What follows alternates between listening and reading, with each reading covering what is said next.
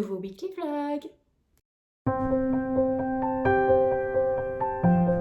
Pour une fois que je commence un weekly le jour du début de la semaine parce que là on est lundi 12 et j'ai pas lu. J'ai pas dit que ce serait un weekly vlog passionnant. Je filme juste à côté de ma fenêtre donc j'espère que les bruits seront pas trop gênants. J'essaie de filmer quand il n'y a pas de voiture ni de gens qui passent mais j'espère qu'au niveau du bruit ça ira. Je suis en habit de lumière, pas en kigurumi parce que c'est juste un sweat, mais il a plu toute la journée. Du coup bah journée à la maison pour bosser. Clairement, j'ai pas dit que ce serait un weekly vlog passionnant, mais j'ai quand même un colis à vous ouvrir. C'est un colis, je pense, de chez soit Kiyun, soit Mana. Normalement, j'attends des choses de chez Kiyun Edition, mais c'est vrai que de temps en temps, Mana font des envois comme ça, les envois automatiques, vous savez. Donc, on va bien voir, je l'ai pris ouvert, on va bien voir ce que c'est. En tout cas, c'est deux mangas et Oh oui, il m'intéressait beaucoup cela. C'est une série qui vient de sortir aujourd'hui, La Gardienne de Concubine. Le tome 1 et 2 sont sortis en simultané et ça, franchement, ça a l'air trop cool parce que ça a l'air d'être grave dans l'ambiance. Un peu Carnet de l'apothicaire, Le palais des assassins, vous voyez, les intrigues de cour. Puisque le pitch du résumé, c'est trahison et suspicion au harem des illusions. Est-ce que c'est pas trop vendeur, sérieux? En plus, les dessins, je les adore. Ça me fait vraiment penser un peu aux dessins, pas des carnets de l'apothicaire non plus, mais de toute façon, tu retrouves cette ambiance un petit peu de Japon médiéval. Donc ça, c'est trop cool. Le communiqué. Donc effectivement, ah non, ça sortait pas aujourd'hui, ça sortait le 7. Donc c'est déjà sorti au moment où vous voyez cette vidéo, même au moment où vous avez vu la précédente d'ailleurs. Et ça a l'air beaucoup trop cool, ils sont dispo à la vente au prix de 7,95 € et ça a l'air vraiment super chouette. C'est le genre de série que je kiffe beaucoup trop. Dégainer les lunettes, je suis désolée pour le reflet, mais j'en ai besoin pour lire le résumé. Puisqu'on est sur Yuran, je suis désolée pour la prononciation des noms, je sais que parfois elle est erronée, mais Yuran, la plus talentueuse marchande de son époque, mène une vie paisible rythmée par des affaires prospères. Jusqu'au jour où elle réalise qu'elle a déjà 28 ans et elle reçoit une missive qui bouleverse son destin. L'empereur en personne la somme d'épouser Aku, un jeune et brillant vassal, tout en prenant soin des concubines du palais. Yuran se retrouve alors propulsé dans un univers de pouvoir et de complot, d'autant plus que son nouvel époux semble cacher bien des secrets. Au cœur des intrigues de la cour impériale, entre alliances, rivalités et sombres complots, Yuran devra naviguer avec finesse pour découvrir la vérité et se cacher derrière cette union. Est-ce que ça n'a pas l'air beaucoup trop cool? Franchement, cette série, elle a l'air géniale. Merci infiniment à Mana Edition pour l'envoi, je suis beaucoup trop contente. Et je pense que dans cette semaine, on recevra aussi d'autres colis, d'autres services de presse. Parce que hier, ça m'a repris, non pas hier, ce matin. Ce matin, ça m'a repris, j'ai réenvoyé plein de mails à des maisons d'édition. Dites-vous que j'ai même envoyé un message à Deux Saxus et Sabran Édition. On sait jamais, il y a le culot parfois. De Saxus m'a répondu, ils font pas d'envoi de relié et le livre que j'ai demandé en l'occurrence ils en avaient plus. Donc voilà, mais c'est pas grave.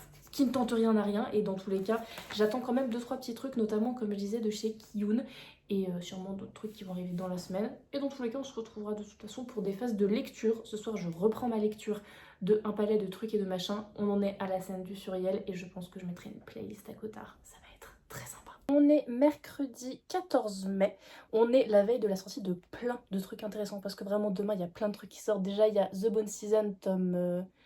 il est trop mignon. The Bone Season tome 5 qui sort. On a aussi, il me semble, Fireband qui sort. Il me semble qu'il y a quoi d'autre? Enfin bref, il y a plein de trucs hyper cool qui sortent demain. On se retrouve pour un plan service de presse. Je mettrai mal le... Je mets mal le colis parce qu'il y a mon adresse dessus. Des deux côtés, mais aussi pour parler update lecture de Un palais d'épines et de roses. Non, le chat par contre on joue pas avec le colis de maman. J'en suis rendue au chapitre 20 je crois, non chapitre 21. Ça commence à devenir un peu intéressant, mais franchement c'est trop cool. Alors en faisant le montage du précédent vlog, je me suis rendu compte que dans Taram et le chaudron magique, le royaume c'est le royaume de Priden. Et dans Un palais d'épines et de roses, enfin dans cet univers, c'est Prythian. Ça se trouve, les gars, on le sait pas, mais Sarah Jimas, c'est juste une énorme fan de Taram et le chaudron magique, parce que vraiment, ils arrêtent pas avec leur chaudron. Genre, le chaudron soit loué par tous les chaudrons, genre... Qu'est-ce que vous savez avec les marmites, les gars? Et je vous jure, je pense que je vais vraiment devenir une grosse addict aux univers et aux mêmes de Akotar, parce que juste ne serait-ce que, je vais pas spoil, hein, mais comme du coup, je le disais, il y avait une scène avec un Suriel dans Un palais d'épines et de roses, et je suis tombée parce que j'arrivais pas à me représenter mentalement à quoi ressemblait le Suriel. Pour moi, le Suriel, c'était ça. C'est un Pokémon, le nom, le nom du Pokémon ressemble à Suriel. C'est pour ça, dans ma tête, ça, c'est un Suriel. Mais en fait, ça ressemble pas du tout à ça. Je vous laisserai aller voir si ça vous intéresse, mais je suis tombée sur ce même. Ça m'a tué, vraiment, j'étais morte de rire. Vraiment, je vous jure, les mèmes autour de ACOTAR, ils sont fous. L'univers d'ACOTAR, en fait, il est génial. Donc, je regarde pas trop parce que je veux pas trop me spoil non plus. Mais l'univers a l'air d'être vraiment super cool. La fanbase autour a l'air d'être vraiment super chouette. Vraiment, il y a des fanbases autour de livres qui sont tellement toxiques. Celle-ci, elle a l'air trop bonne vibes. Franchement, j'ai trop envie de vous rejoindre dans votre fanbase, les gars. C'est super cool, sincèrement. Du coup voilà, c'est à peu près tout ce que je voulais vous updater pour le moment sur ce livre. Je le lis juste le soir, je lis une petite centaine, non un peu moins, j'ai plus entre 50 et 100 pages le soir. Mais franchement, ça avec la playlist de la cour du printemps, c'est génial, c'est génial. Mais bref, on va passer à l'ouverture des services de presse. Alors je sais d'où ça vient, parce que ça vient de, quand ça vient de 2 rue Saint-Pétersbourg, c'est soit Kiun, soit Mana, soit Lumen. Je bosse pas tout à fait avec Lumen, je bosse avec Mana, mais là je sais que c'est des choses que j'ai demandé de chez Kiun. C'est toutes les sorties du mois qui me manquaient. Je suis trop contente. Je suis trop contente.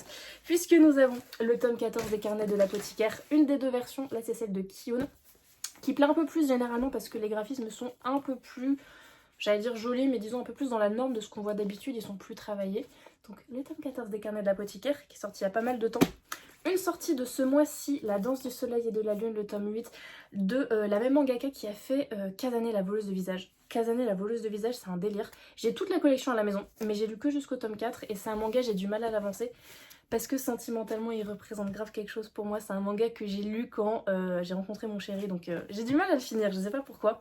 Mais ça c'est super cool, beaucoup plus mythologique, beaucoup plus dans le folklore japonais. Il y a des chats qui jouent avec le colis. Ensuite, ça c'est trop cool, Kami-sama School. Pour le coup, du coup, ça, c'est la même illustratrice qui est... C'est Neko Courage, c'est ça? Non, je me souviens plus. Alors, c'était quoi le truc? Ah, j'ai dû me tromper. Non, j'ai dû me tromper. Je pensais que c'était le même dessinateur, mais pas tant.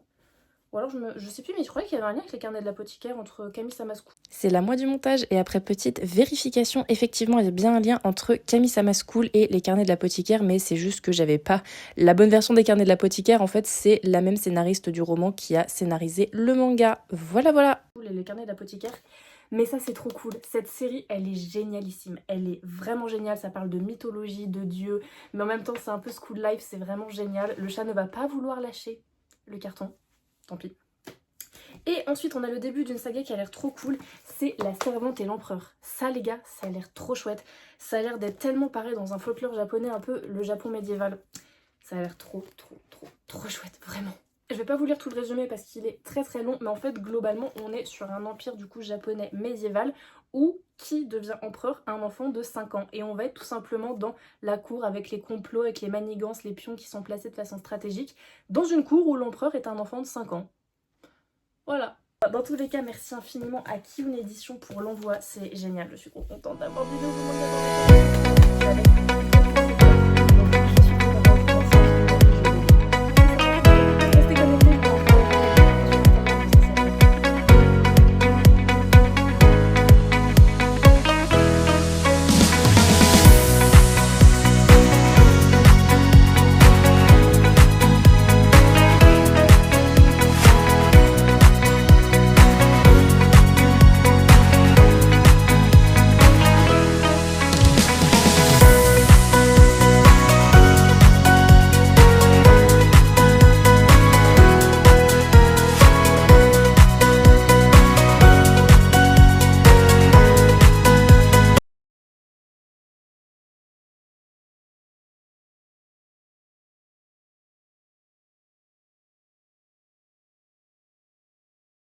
Je suis grave embêtée parce qu'en gros, là, c'est mon espace en gros roman. Alors là, il y a un peu de manga, mais sinon, tout ce qui est là, c'est du manga. Bref, peu importe.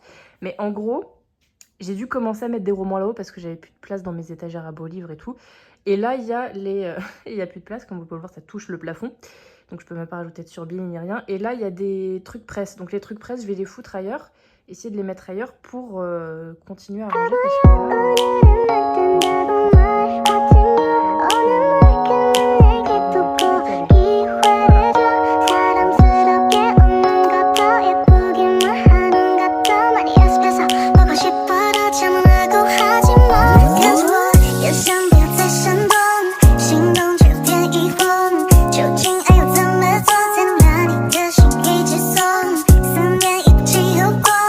我只能暗中摸索，别走进爱情，你能锁，闯进我心窝。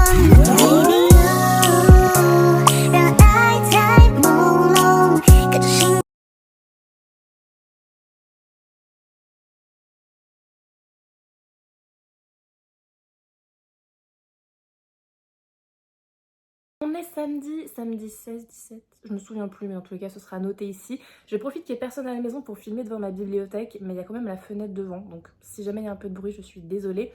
On se retrouve donc pour un update lecture et également pour un unboxing, mais ça ce sera pour la suite. Du coup on se retrouve pour un dernier update pour un palais de trucs et de machins. Je pense que le prochain vlog sera du coup sur la fin de cette lecture et le début du tome 2, ou tout le tome 2. Faites pas gaffe, c'est pas un fantôme, c'est toujours le chat.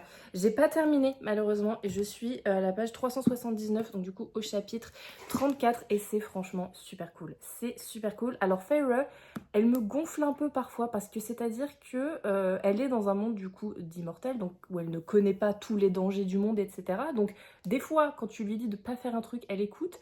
Mais quand tu lui dis de vraiment pas faire un truc, qui de surcroît est un truc simple, c'est-à-dire rester dans sa chambre, elle écoute pas. Elle écoute pas et après, elle engueule Tamlin, elle se plaint. Mais cousine, fallait faire ce qu'on te dit, fallait rester dans ta chambre tout simplement, au lieu de sortir juste pour grignoter un biscuit. Parce que vraiment, c'est ça, le mec lui a dit de rester dans sa chambre toute la nuit, et elle descend au moment où elle se dit c'est bon, je peux sortir pour aller chercher un biscuit. Instinct de survie, vraiment. Mais à part ça, c'est vraiment super cool. Il y a eu un tout petit peu, alors c'est très slow burn, il y a eu vaguement de loin du smut, mais sinon c'est très slow burn, et franchement, c'est une... J'ai pas terminé encore, mais c'est une très bonne réécriture, je trouve, du mythe de la Belle et la Bête. Honnêtement, c'est très bien fait et c'est surtout extrêmement bien transposé à l'univers de Sarah J. Maas. J'ai vraiment hâte de découvrir la suite parce que du coup, les gens parlaient de ce livre comme un rectiligne de la Belle et la Bête. La suite apparemment ne l'est pas. Donc j'ai vraiment hâte de voir comment est-ce que ça va s'éloigner de ce mythe, comment est-ce que ce tome va se terminer, surtout parce que là, je sais même pas comment j'ai fait pour le reposer hier, parce que là, on arrive vraiment à un moment de... un moment important. Sans spoil, mais pour ceux qui voient, c'est le moment où Feyre arrive sous la montagne. Voilà, pour ceux qui voient, j'en suis rendue à ce moment-là. Et sinon, qu'est-ce que je pense des autres persos? Moi, j'aime toujours autant Nesta, mais franchement, dès le début, Nesta, elle avait du potentiel. On voyait qu'elle était un peu différente, qu'il y avait des trucs qui se disaient pas forcément. En ça, la narration de Sarah J. Maas, elle est vraiment chouette. Le personnage de Feyre, je trouve qu'il se développe plutôt bien, genre femme badass, mais en même temps, elle a ses défauts, on va pas se mytho, donc c'est quand même super sympa. Lucien et Tamlin, franchement, pour le moment, Tamlin... incroyable, franchement. Il est pas tant imbu de lui-même que ça, il est même plutôt touchant, ils sont assez maladroits entre eux, c'est plutôt mimes. Lucien, il est super drôle, c'est le comic relief, enfin, mais pas trop cliché non plus. Rysandre, on a vu Rysandre, et je sais que beaucoup, enfin, je sais que c'est le love interest par la suite, mais pour le moment détestable, enfin détestable. Il me fait penser un peu à Loki, tu vois, le côté malin, le côté espiègle, le côté je me fous de ta gueule et j'hésiterai pas à te planter un poignard dans le dos, tu vois. Donc, apparemment, on va pas le revoir de suite, mais voilà, là où j'en suis pour le moment, c'est vraiment super sympa. Oh si, à un moment donné, moment de satisfaction intense, c'est pas du spoil, mais à un moment donné, Feyre elle discute avec Alice, je crois que ça se prononce comme ça, même si c'est un S et pas C-E, et à un moment donné, Alice lui dit « C'est le destin, les remous du chaudron en ont décidé ainsi », et Feyre lui répond « Je ne crois ni au destin ni à ce chaudron ridicule ». Oui, merci, c'est ridicule. C'est ridicule, putain, merci Feyre. Ce que je pense depuis le début du livre, tu l'as verbalisé, même si franchement, c'est pas tout ce que je pense, parce que vraiment, je vous jure, je sais pas si c'est la trad. Honnêtement, si quelqu'un l'a lu en anglais, dites-moi vraiment, qu'est-ce qu'ils disent en anglais? Est-ce qu'ils disent chaudron en anglais? Qu'est-ce qu'ils disent? Parce que je peux pas m'empêcher, je peux pas rester sérieuse dans des moments où ils parlent d'un chaudron. Je ne peux pas, ce n'est pas possible. Mais voilà. Et sinon, d'ailleurs, je vous l'ai pas dit, mais l'intrigue politique, enfin politique, historique politique de l'univers, elle se développe un peu plus vers la fin. Et c'est là où du coup aussi le mythe de la Belle et la Bête prend un petit peu son sens. C'est vraiment très bien foutu. J'ai vraiment hâte de voir comment ça va évoluer, mais franchement c'est super bien foutu.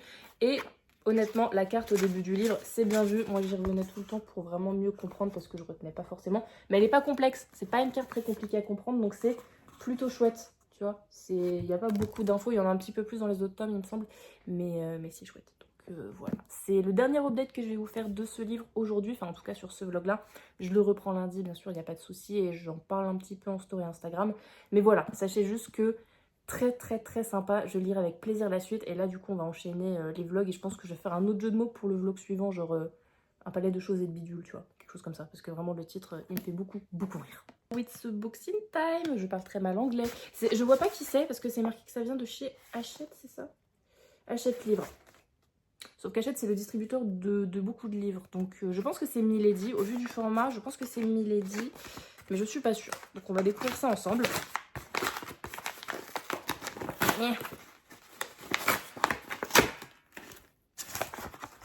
Au toucher, je pense que c'est Milady. Oui, c'est Milady, je suis trop contente. Un royaume de poison et de serment parce que ça, du coup, c'est le 3e tome d'une saga de romantasy que j'ai déjà ici puisque nous avons le tome... Pourquoi j'ai pris un accent allemand, je sais pas. Un royaume d'étoiles et d'ombre. Un royaume de sang et de trahison. Et là, du coup, on a un royaume de poison et de serment. Quand je vous disais qu'il y avait beaucoup de titres de fantasy avec des royaumes, des palais et des trucs, ils sont trop beaux. Ils sont trop beaux. J'ai pas encore lu. J'avoue, j'ai pas encore lu le début de la saga, mais je pense du coup que je vous ferai un vlog lecture parce que déjà ils sont trop beaux. Et il y a un petit peu il me semble que ça oui, c'est publié ici. Ce roman comporte des scènes de sexe et de violence explicites. Donc oui, c'est de la romantasy avec du smut, donc ça c'est très cool. Je vais chausser mes lunettes si vous voulez que je vous lise un peu mieux le résumé, parce que du coup blanc sur noir je suis moins habituée. Mais en gros, tu es leur sauveuse, mais tu causeras ma perte, tu ruineras tout mon être. Ça c'est ce pitch là du tome 1, je vous lirai pas les autres pour éviter le spoil. Donc là on part juste sur le pitch du tome 1 parce que du coup j'imagine que les autres résumés spoilent un peu et comme j'ai pas lu et que peut-être vous non plus vous n'avez pas lu, et ben je vous laisserai prendre connaissance des autres résumés si vous voulez. Mais pour le tome 1 on est sur, depuis toujours, Adara sait que son destin ne lui appartient pas. Les marques dorées sur ses joues et son dos montrent qu'elle est bénie des étoiles et son sang recèle un pouvoir très convoité. Au moment venu, elle épousera... Ah putain, c'est marqué Don't Gavril, et j'ai cru lire Don Gavril. Donc, elle épousera donc Gavril, le prince héritier du royaume faé de Citlali, pour lui permettre d'asseoir son autorité et de lutter contre leurs ennemis vampires. Vampires avec un Y. Mais lorsqu'une délégation traverse la barrière qui sépare le monde des humains du monde magique pour l'escorter au palais, la jeune femme tombe sous le charme du demi-frère de son fiancé, le prince bâtard Evren. Plongée dans une cour hostile, Adara est très vite tiraillée entre ce que désire son cœur et son devoir envers le royaume qui est désormais le sien. Est-ce que c'est pas trop cool? Est-ce que ça a pas l'air génial? Du complot, de l'intrigue de cour, de l'amour, du smut, de la trahison sans doute. Du coup j'imagine, ça a l'air beaucoup trop chouette. Et du coup, on est sur... Est-ce que c'est une... Peut-être que... C'est peut-être pas marqué. Oh, j'avais oublié qu'il y a une petite marque. C'est une... Non, c'est une... Tome 1. Ah bah attends, je suis pas si bête. Le tome 3. Ah, c'est une conclusion. C'est une conclusion, c'est bon, donc c'est le dernier. Et recoucou, je me suis rendu compte au montage que j'étais nulle et que je vous avais même pas dit que ce tome sortait le 21 mai. Donc au moment de la sortie de ce vlog, il sera pas encore sorti, mais c'est pour très bientôt, vous inquiétez pas, on pourra bientôt tous terminer cette trilogie. Premier tome, je suis trop contente, du coup c'est une trilogie, donc vous vous embarquez pas pour une saga trop longue. Donc ça c'est chouette et du coup encore à nouveau merci infiniment à Milady, je vais prendre un plaisir fou à lire ça. Et du coup je pense que, parce qu'attends, faut que je m'organise aussi dans mes réceptions de services de presse. Je pense que du coup le prochain vlog sera sur la fin du tome 1 de ACOTAR et le tome 2 de ACOTAR. Du coup soit je suis très efficace et ce sera à la fin de ce vlog où je vous reparlerai de cette série, soit le vlog de la semaine d'après, donc aux alentours de juin, je bingerai cette saga je pense, parce que les tomes sont pas très longs, hein, ils sont très équilibrés vous voyez, et ils font quoi? Ils font 300 pages, 400 pages?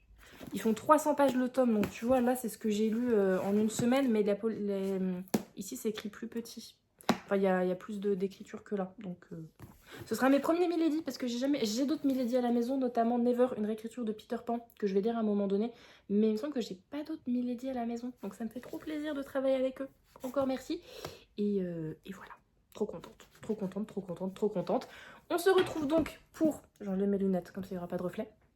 On se retrouve donc lundi en l'occurrence, je recommence à filmer lundi, mais on se retrouve dimanche prochain pour le vlog suivant avec du coup la conclusion du tome 1 de ACOTAR et mon avancée sur le tome 2. Et je pense que je lirai aussi des graphiques parce que là je laisse beaucoup tomber mes BD et mes mangas. Je suis pas fan, donc... On reprendra tout ça. Également, n'oublie pas que fin mai, je vais rencontrer Samantha Shannon, donc je verrai si je peux vous filmer tout ça. Et voilà, du coup, ça promet plein de belles aventures dans les vlogs suivants. À la semaine prochaine.